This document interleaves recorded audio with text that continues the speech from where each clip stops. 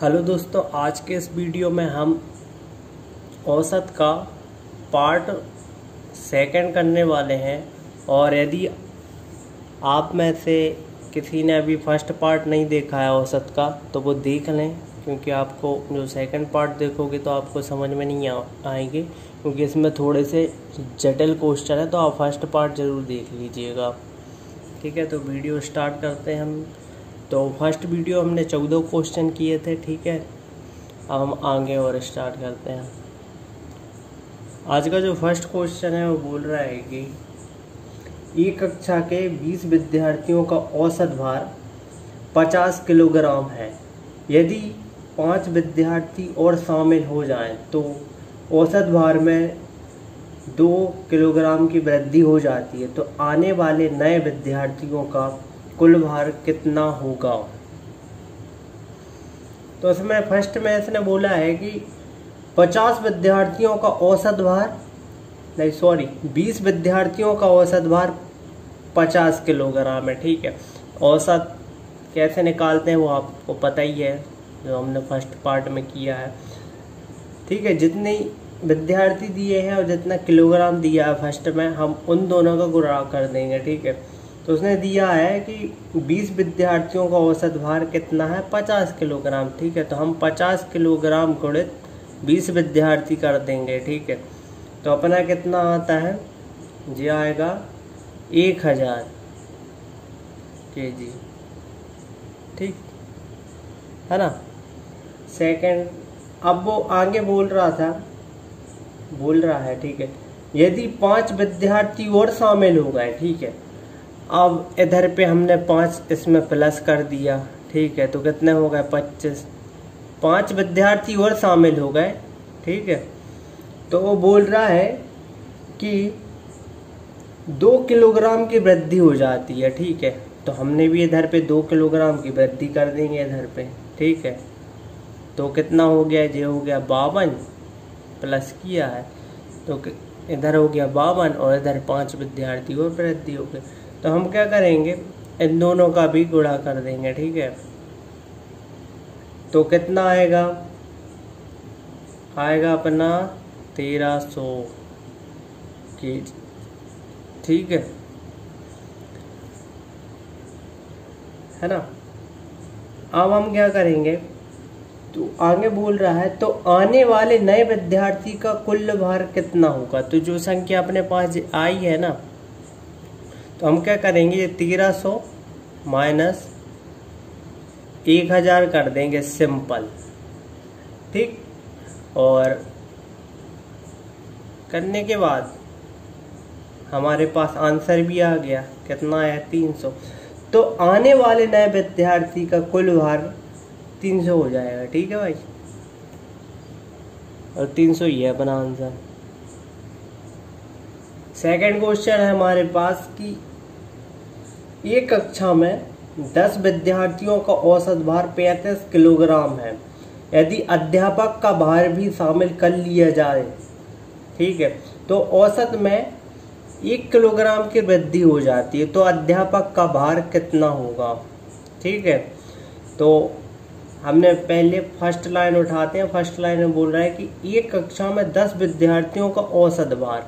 ठीक है, तो हमने क्या लिखा है इधर पे? औसत भार कितना है? 35। हमने लिखा 35 kg। ठीक है, और अपना 10, क्योंकि 10 विद्यार्थी हैं। ठीक है, सिंपली उनको गुणा कर देना है। तो कितना आएगा अपना? 350 kg, है ना। 350 kg लिखा है, वो देख नहीं रहा होगा। 350 kg लिखा है ना। अब आगे चलते हैं। सेकंड लाइन में बोल रहा था यदि अध्यापक का भार भी शामिल कर लिया जाए। ठीक है, इसमें अध्यापक और शामिल हो गए। तो अध्यापक कितने? 1 शामिल हुए। ठीक है, अध्यापक और शामिल कर लिया जाता है तो औसत भार में 1 किलोग्राम की वृद्धि हो जाती है। ठीक है, तो हम इधर पे 1 किलोग्राम की जब वृद्धि हो रही तो हमने 1 कर दिया। और एक सदस्य में कौन शामिल हो रहा है? अपने अध्यापक। अब इन दोनों को हमने कर दिया प्लस, तो कितना आ गया 11। इधर पे कितना आएगा 36, हमने किया 36 गुणित 11, तो कितना आया अपने पास? अपने पास आया है 396। ठीक, 396 आया है केजी में, है ना। अब सिंपली जो फर्स्ट क्वेश्चन किया था बिल्कुल सेम है जी, हम बस इसका माइनस, है ना, जो संख्या है अपने पास जो आई है और ऊपर वाली संख्या का माइनस कर देंगे, तो आंसर कितना आता है अपने पास? 46 केजी। ठीक है, तो अध्यापक का भार 46 होगा भाई। ठीक है, 46 ही है इसका आंसर। अब करते हैं थर्ड क्वेश्चन, और थर्ड क्वेश्चन भी आगे जो हमने 2 क्वेश्चन किए हैं बिल्कुल सेम है। ठीक है, क्वेश्चन बोल रहा है कि 4 संख्याओं का औसत 20 है, तो इनमें से 3 संख्याओं का औसत 18 है, तो चौथी संख्या कितनी होगी? ठीक है, बिल्कुल सेम है। ठीक है, इसको भी वैसे ही करना है। ठीक है, हमने 3 क्वेश्चन उठा लिए हैं, बिल्कुल सेम मेथड के, जिससे कि यदि आप फर्स्ट क्वेश्चन नहीं समझ पाओ तो सेकंड समझ लो, सेकंड नहीं समझ पाओ तो थर्ड समझ लो। ठीक है, अब हमने बोला है कि 4 संख्याओं का औसत 20 है। ठीक है, सिंपली हमने क्या करना है, 20 गुणित 4। ठीक है, 4 क्योंकि ये औसत है 20 और ये 4, ये 4 संख्याओं का औसत कितना है? 20 है। सिंपली हमने इसको क्या कर दिया, गुणा, तो अपने पास आए 80। ठीक है, आगे बोल रहा है कि इनमें से 3 संख्याओं का औसत 18 है। ठीक, औसत 18 है। ठीक है, इनको भी वैसे ही सेम करना है। कितना आया अपना? 54 आ गया। ठीक है, अब हमने इनको माइनस कर लेना है। ठीक, माइनस करने के बाद कितनी संख्या आती है अपने पास? 26, तो आंसर भी अपने पास आ गया। तो चौथी संख्या होगी हमारी 26। तो हमारे पास फोर्थ क्वेश्चन है कि किसी कक्षा में 60 लड़कों का औसत प्राप्तांक 40 है। ठीक है, 60 लड़कों का औसत प्राप्तांक कितना है? 40 है, तथा 40 लड़कियों का औसत प्राप्तांक 60 है। ठीक है, बिल्कुल सिंपली वैसे ही जमाना है जैसे हमने आगे के 4 क्वेश्चन में जमाए। ठीक है, वैसा ही करना है, थोड़ा सा मात्र इसमें चेंजेस है, वही बताऊंगा मैं। ठीक है, तो पहली लाइन में बोल रहा है कि किसी कक्षा में 60 लड़कों का औसत प्राप्तांक 40 है। ठीक, तो हमने लिखा है इधर पे 60 लड़कों का औसत प्राप्तांक कितना है? 40 है। ठीक है, तो हमने सिंपली इसको गुणा कर लेना है, तो कितना आएगा? 4 4 6 24। ठीक है, ये आ गया अपने 24। ठीक है, और सेकंड लाइन में बोल रहा है तथा 40 लड़कियों का औसत प्राप्तांक 60। 40 लड़कियों का औसत प्राप्तांक कितना है? 60। तो इसका भी 24 तो ही आ जाएगा। ठीक है, तो अपने पास, और लास्ट में वाली लाइन में बोल रहा है कि सभी विद्यार्थियों का औसत प्राप्तांक, तो इसमें कितने विद्यार्थी हैं? तो हमको पता है कि 60 इसमें लड़कियां हैं और 60 लड़के हैं। ठीक है, और 40 लड़कियां हैं। ठीक है, इनको प्लस कर देंगे तो कितना आएगा? 100। और लास्ट वाली लाइन में अपन से बोल रहा है कि सभी विद्यार्थियों का औसत प्राप्तांक ज्ञात कीजिए। ठीक है, इसको भी हमें प्लस करना पड़ेगा, तभी तो हम सभी का निकाल पाएंगे। इसको प्लस करने के बाद अपने पास आया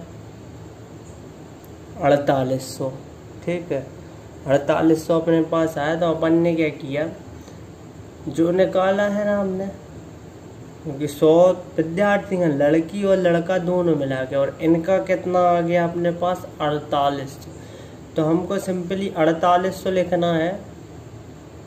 4800 लिखने के बाद हमें इसके बटे में 100 लिखना है, और 100 कहाँ से लिखा है, जो टोटल विद्यार्थी हैं अपने पास, है ना, टोटल विद्यार्थी हमने लिखा है।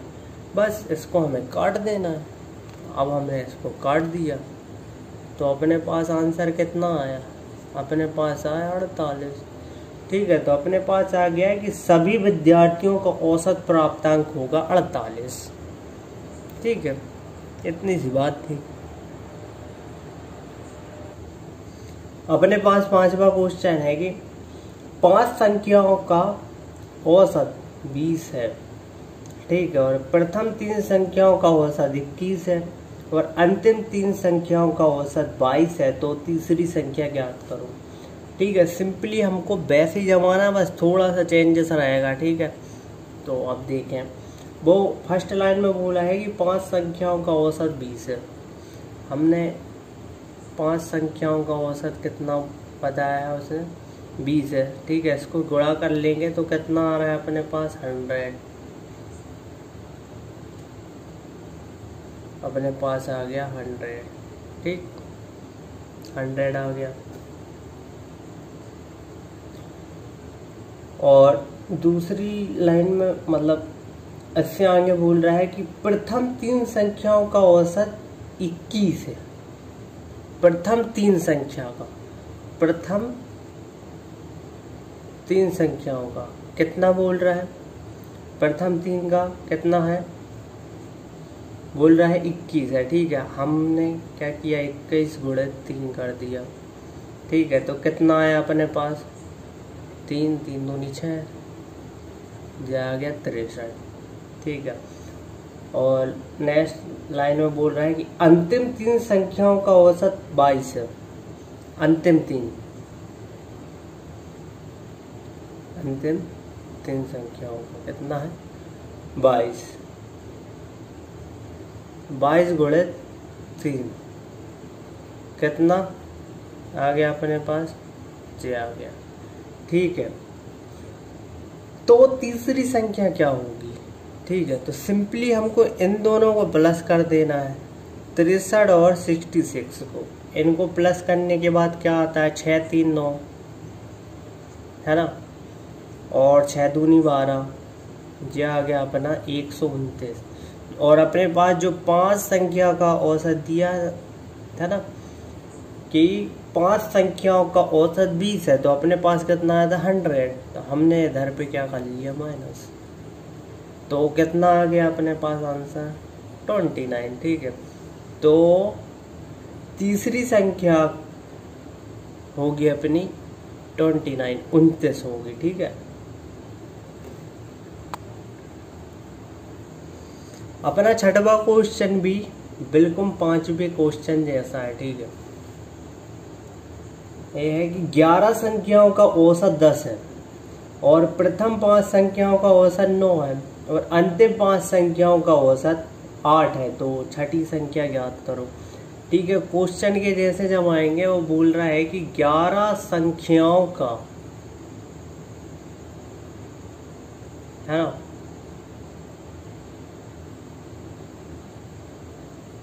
11 संख्याओं का औसत बोल रहा है 10। ठीक है, 10 बोल रहा है ना, तो हमने क्या किया, 11 गुणे 10 कर दिया, तो कितना आया अपने पास, अपने पास आया 110। ठीक है, अब वो बोल रहा है कि प्रथम 5 संख्याओं का औसत, अब लेंगे भाई 5 संख्या, 5 संख्याओं का औसत कितना है अपने पास, 11 ही में से 5 संख्या है। ठीक है, प्रथम 5 संख्याओं का औसत कितना है, 9 है। ठीक है, तो हमने क्या किया, 5 9 का गुणा कर दिया, तो कितना आ गया 45, है ना।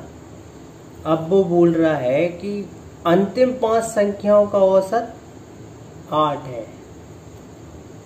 अंतिम 5 संख्या का औसत, अंतिम अंतिम 5 संख्या का औसत कितना है? अंतिम 5 संख्या का औसत 8 बोल रहा है।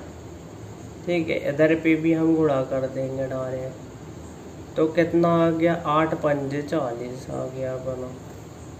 ठीक है, इनको क्या करना है? प्लस कर देना है सिंपली। तो प्लस करने के बाद कौन सी संख्या आती है अपने पास? प्लस करो इनको,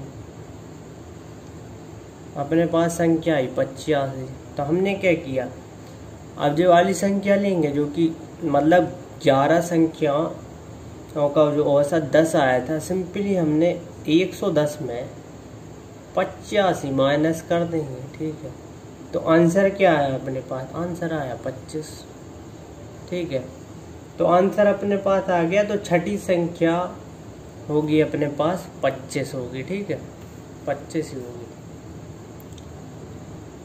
7वां क्वेश्चन भी बिल्कुल सेम है। ठीक है, वो बोल रहा है कि एक सप्ताह का औसत तापमान 30 सेल्सियस और प्रथम 3 दिन का औसत 28 सेल्सियस तथा अंतिम 3 दिन का औसत है 29 सेल्सियस। तो चौथे दिन का तापमान कितना होगा? ठीक है, तो फर्स्ट लाइन से उठाएंगे क्वेश्चन। वो बोल रहा है कि एक सप्ताह का औसत तापमान कितना है? 30 सेल्सियस। ठीक है, एक सप्ताह में कितने दिन होते हैं हमें पता है कि 7 दिन होते हैं। ठीक है, तो हमने 7 गुणित, बोल रहा है ना कि प्रथम मतलब एक सप्ताह का औसत कितना है? 30, हमने लिखा 30। तो 7 3 कितना होगा? 21 ही होंगे ना। वो बोल रहा है कि प्रथम 3 दिन का औसत कितना है? सप्ताह ही में से, ये सप्ताह के जो 7 दिन है उसी में से 3 दिन का 3 दिन का औसत कितना बोल रहा है वो? 28। तो हमने 3 गुणित 28 कर दिए, तो कितना आया? 3 8 24 की 4 हाथ से लिखी 2 3 6 7 8, तो आ गया अपना 84 सेल्सियस, है ना। अब इसके आगे, ठीक है, 84 सेल्सियस लिखा है। नेक्स्ट लाइन में बोल रहा है कि तथा अंतिम 3 दिन का औसत, इसके बाद भी 3 दिन है, अंतिम 3 दिन का औसत कितना? तो 3 गुणित हमने क्या कर दिया? 29। ठीक है, तो अपना आया कितना? 87। बिल्कुल सेम है। ठीक है, बिल्कुल सेम है, थोड़ा सा हमारा दिमाग चलाना है और कुछ नहीं। तो हमने क्या किया? इनको प्लस कर दिया, तो कितना आ गया अपना? 171 सेल्सियस। ठीक है, तो ये 6 दिन का निकल आया अपने पास। ठीक है, औसत सब मिला के। तो 7 का बोल रहा था कि प्रथम सप्ताह का औसत तापमान कितना था? 210। ठीक है, तो हमने क्या किया? 210 लिए अपने और 171 इनको कर दिया क्या? माइनस। तो अपना निकल आया, इसको माइनस करेंगे तो कितना आएगा? 39 सेल्सियस, है ना। अपना आ गया 39 और ये आया है कि तो चौथे दिन का तापमान होगा अपना 39 सेल्सियस। अपने पास 8वां क्वेश्चन है कि 5 क्रमागत संख्याओं का योग कितना है? 200 है। तो सबसे छोटी संख्या ज्ञात करो।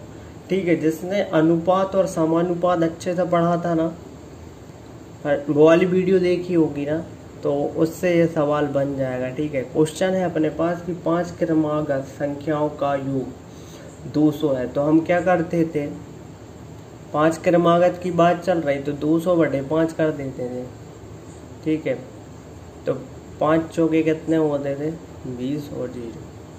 ठीक है, कितने? 40। तो सबसे छोटी संख्या ज्ञात करो। ठीक है, तो जैसा कि हमें पता है कि सबसे छोटी संख्या हम कैसे निकालते हैं, हमने पहले औसत माध्य का अंक, औसत माध्य का अंक हमें पता है कितना है? 40 है, ये हमेशा बीच में रहेगा। ठीक है, तो इसके आगे पीछे हम संख्याओं को जमा लेंगे। ठीक है, और इसके आगे एक सम संख्या कौन सी है, सॉरी जिक्रम से चलेगा, ठीक है। इसके आगे वाली संख्या कौन सी है 39 और इसके आगे कौन सी है 38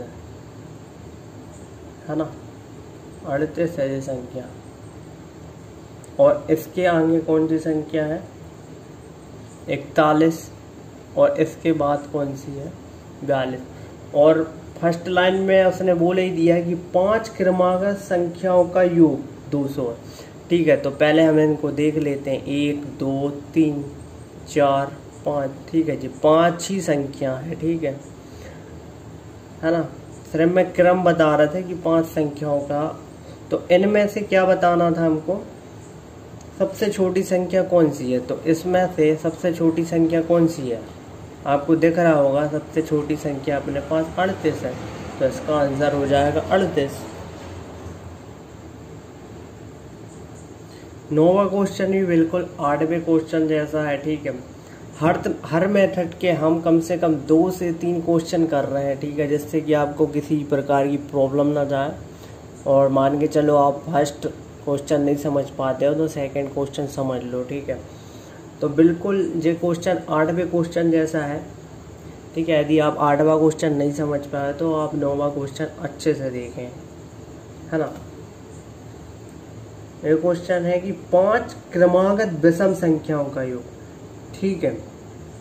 पहले है ना, 5 क्रमागत विषम संख्याओं का योग कितना है 108 है, तो सबसे छोटी संख्या ज्ञात करो। तो हमको क्या करना है 105 है, ठीक है, संख्याओं का योग 105 है, ठीक है। तो हमने क्या लिखा 105 बटे कितना है 5 क्रमागत है, तो हमने 5 के बटे लिख लिए। तो कितना 5 दूनी 10 आ गया, 5 एकम 5, है ना। और तो सबसे छोटी संख्या ज्ञात करो, ठीक है। तो इसमें से हम छोटी संख्या कैसे ज्ञात करेंगे, पहले मध्य की संख्या हमने लिख ली जो कि अब भी हमने निकाली है, कितनी आई है अपने पास 21 आई है, ठीक है। तो हम इसमें से 5 संख्या कर लेंगे, ठीक है। इधर पे भी हम 2 संख्याओं को बढ़ाएंगे तो इधर पे भी 2 संख्या को बढ़ाएंगे तो हमको पता चल जाएगा, ठीक है। संख्या रहेंगी अपनी 5, ठीक है। तो इसके आगे संख्या रहेगी हमारी विषम संख्या होनी चाहिए, कौन सी रहेगी अपने पास 19, ठीक है। और इधर रहेगी 17 और इसके आगे कौन सी संख्या रहेगी 23 और इधर रहेगी 25, ठीक है। तो हम देख लेते हैं 1 2 3 4 5, ठीक है, 5 विषम संख्या हो गई, हमें पता भी चल गया, ठीक है। तो इसमें से सबसे छोटी संख्या कौन सी है, तो इसमें से सबसे छोटी संख्या हमारी 17 आ गई, ठीक है, 17 ही इसका आंसर है वो।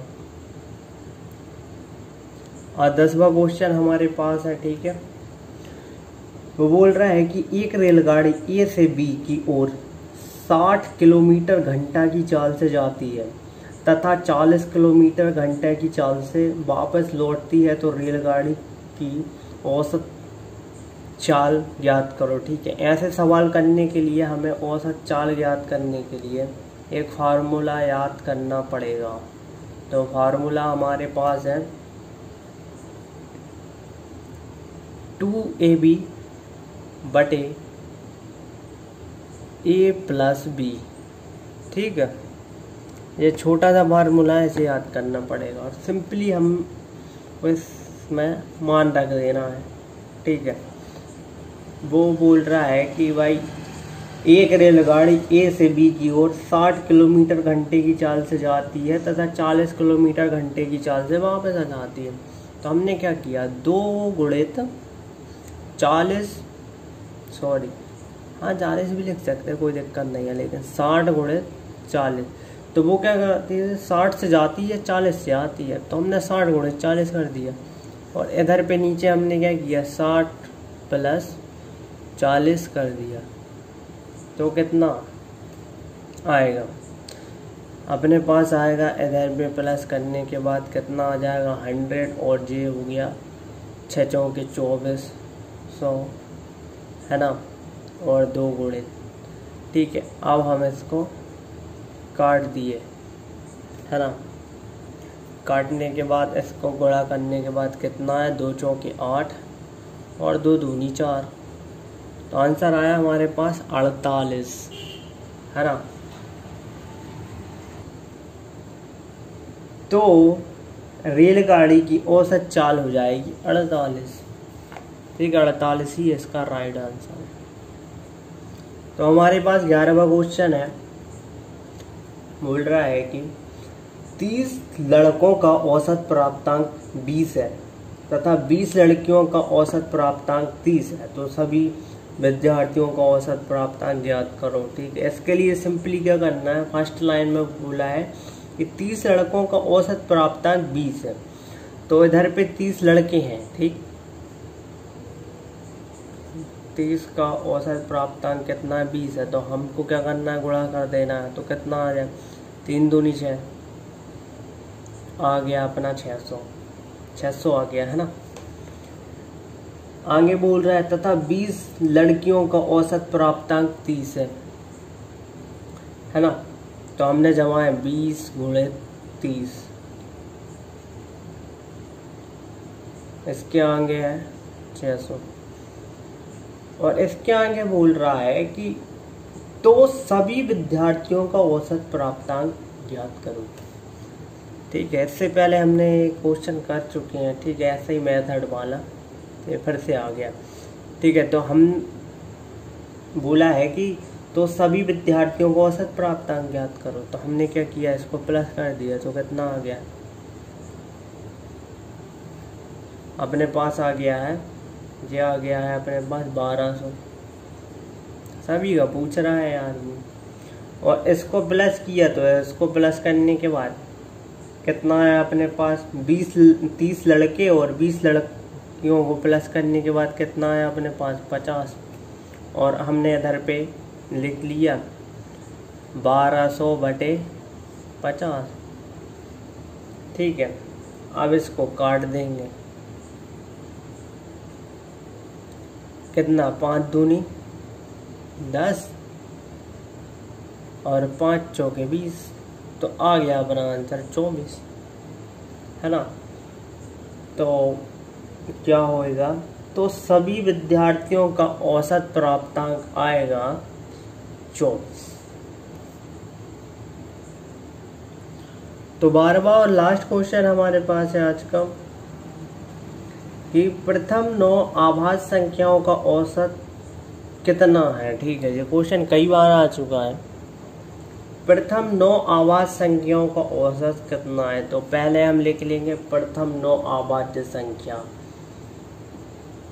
कितनी है, 2 है और दूसरी है 5, तीसरी, है ना, दूसरी है 3, तीसरी है 5, फिर है 7, फिर है 11, फिर है 13, है ना, फिर है 17 और फिर है 19, फिर है 23, है ना। इनको क्या करेंगे, प्लस कर देंगे, जैसे औसत वाले वो क्वेश्चन आता है ना, ये क्वेश्चन आता ही है एमपी पुलिस में, तो ये क्वेश्चन मिलेगा ही, एक ना एक क्वेश्चन ऐसा आएगा ही। ठीक है, तो 9 क्वेश्चन वो बोल रहा था कि 9 अभाज्य संख्याओं का औसत, पहले तो हमने 9 अभाज्य संख्या लिख ली। ठीक है, हमने औसत में हमेशा इसका बटे रहना है।